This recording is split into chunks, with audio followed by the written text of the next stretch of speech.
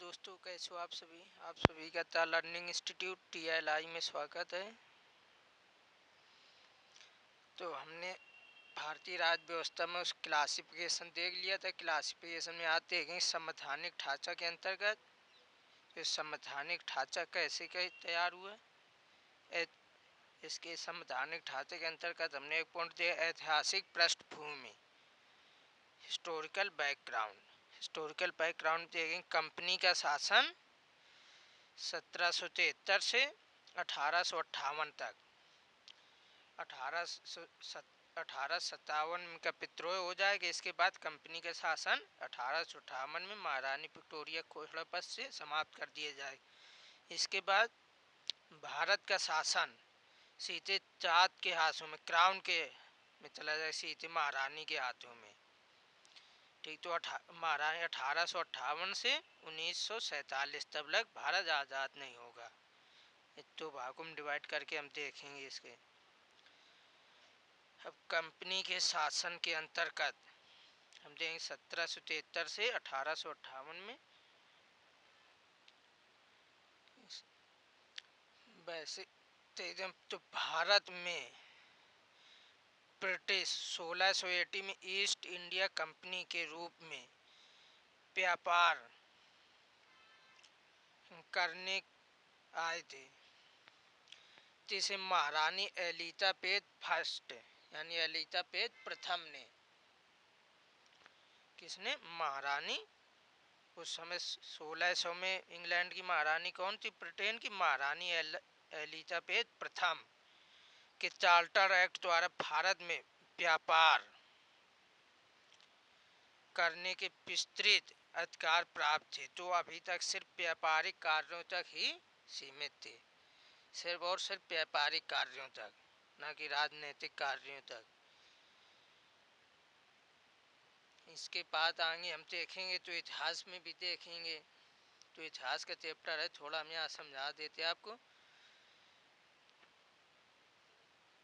1757 का प्लासी का युद्ध और 1765 के बक्सर का युद्ध होगा, जिसमें 1764 में बक्सर का युद्ध होगा।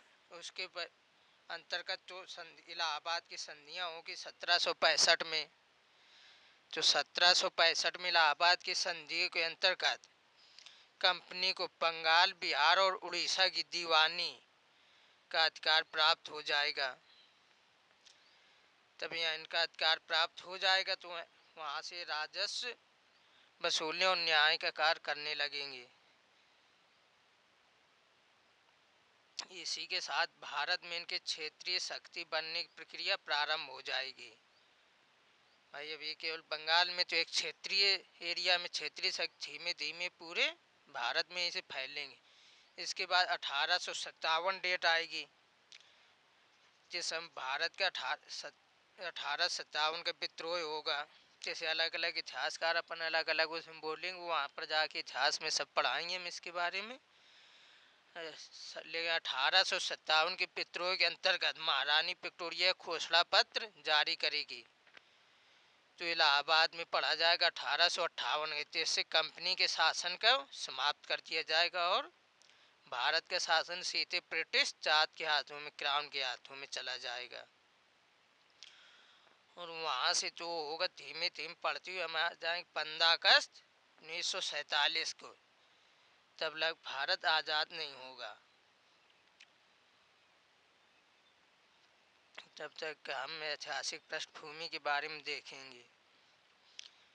इसी क्रम में मैं यहाँ ये व्यापार करने लगेंगे तो यहाँ जो अधिकारी थे वो असीम धन संपत्ति लेकर यहाँ से भारत से जाएंगे।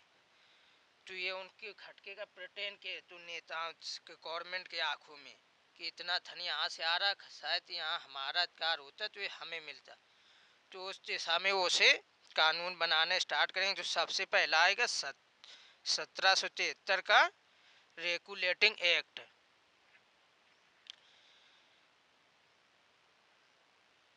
इस क्षेत्र में सबसे पहला कानून 1773 का रेगुलेटिंग एक्ट आएगा।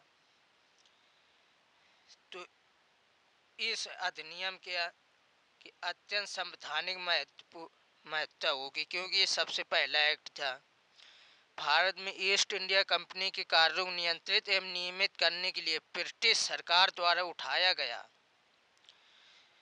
जब इंग्लैंड तो आए, ब्रिटिश सरकार तो उठाए गए पहला कदम था। इसके द्वारा पहली बार कंपनी के प्रशासनिक और राजनैतिक कार्यों को मान्यता मिली। इसके द्वारा भारत में केंद्रीय प्रशासन की नींव पड़ी और 1776 में ये वारिंग हेस्टिंग भारत के मतलब भारत नहीं, बंगाल के गवर्नर थे उसके समय में आया। तो ये एक्ट के समय, तो इस एक्ट के तहत बंगाल के गवर्नर को भारत के गवर्नर जनरल, बंगाल बंगाल के गवर्नर को बंगाल के गवर्नर जनरल पद नाम सृजित किया गया। इस हिसाब से बंगाल का पहला गवर्नर जनरल वारिंग हेस्टिंग बना और बंगाल का अंतिम गवर्नर भी वारिंग हेस्टिंग। आप इतिहास में देखिए, बंगाल का प्रथम गवर्नर कौन होगा और ये अंतिम गवर्नर कौन होगा, ये सब हम आपको इतिहास में पहले गवर्नर बंगाल क्लाइव होंगे और अंतिम वारिंग हेस्टिंग, और बंगाल के प्रथम गवर्नर जनरल भी वारिंग हेस्टिंग होगा। तो यही सब लिखा है, इसे हम देख लेते। कंपनी पर संसदीय नियंत्रण की स्थापना हुई।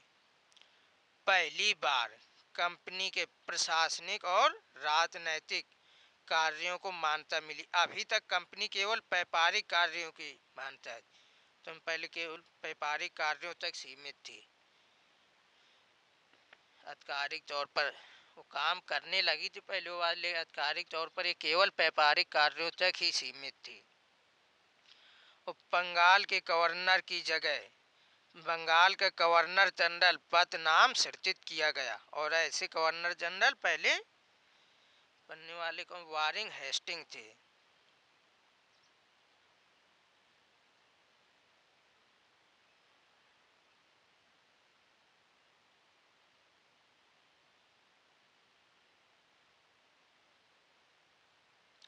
वारिंग हेस्टिंग्स जो 1773 के एक्ट से बने और 1785 तक रहे। उस 1773 के एक्ट के द्वारा 1774 में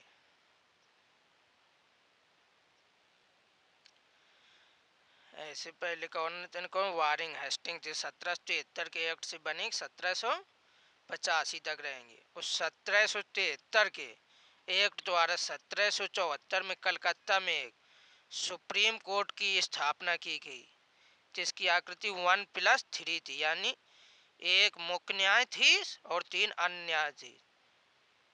इसके मुख्य न्यायाधीश मतलब प्रथम मुख्य न्यायाधीश कौन थे? एलिजा एम्पे। प्रथम मुख्य न्यायाधीश एलिजा एम्पे थे।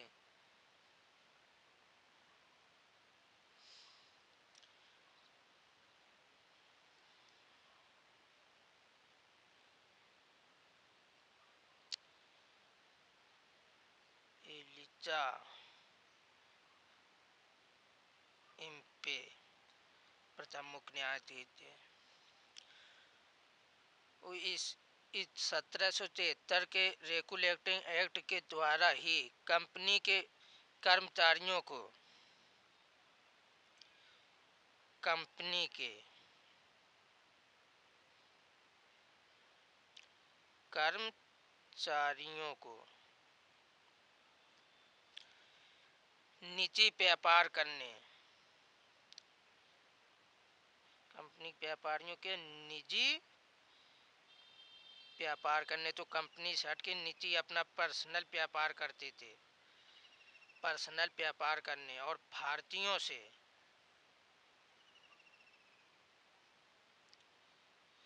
उपहार और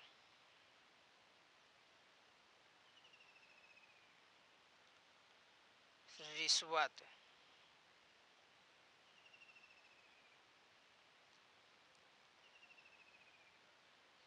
लेने करने पर प्रतिबंध लगा दिया गया। ना तो ये नीति व्यापार कर सकते थे कंपनी कर्मचारी अब, और ना भारतीयों से कोई रिश्वत और उपहार ले सकते थे। इस अधिनियम में ऐसा प्रावधान किया गया है। 1773 के अधिनियम द्वारा ब्रिटिश सरकार का कोर्ट ऑफ डायरेक्टर्स यानी कंपनी के गवर्निंग बॉडी जैसे कहते थे, कोर्ट ऑफ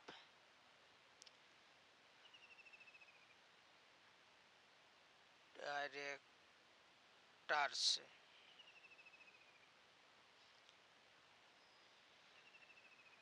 के माध्यम से कंपनी पर नियंत्रण सख्त किया गया।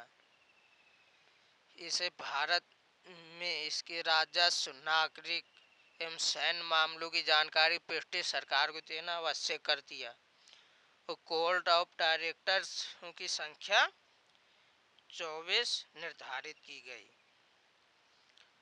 तो आज की क्लास यहीं तक। नेक्स्ट पार्ट देखते हैं अगली क्लास में। ये क्लास अच्छी लगी लाइक करें, लें कमेंट करें, ज़रूर बताएं क्लास कैसी लगी है। और अगली क्लास देखने के लिए चैनल को सब्सक्राइब करें। जय हिंद, जय भारत।